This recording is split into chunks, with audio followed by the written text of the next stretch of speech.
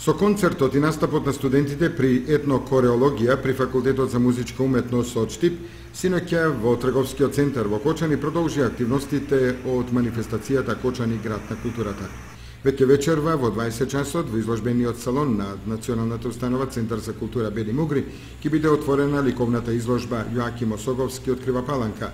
На 6 јули е предвидена промоција на стихозбирката Љубовта од Седно-3 од Сонја Гиздовиќ во летната бавча на библиотеката Искра. Од останатите содржини да ги споменеме и останатите. Концерт на фолклорниот ансамбл Танец на 10 јули, вторник во 20 часот на летната сцена при Националната установа Центар за култура Бели Мугри во Кочани. А веќе наредниот ден во 21 часот на 11 јули ќе се одржи концерт на Владко Стефановски, најдоброто од Македонија, најдоброто од Кочани. Концертот ќе се одржи во паркот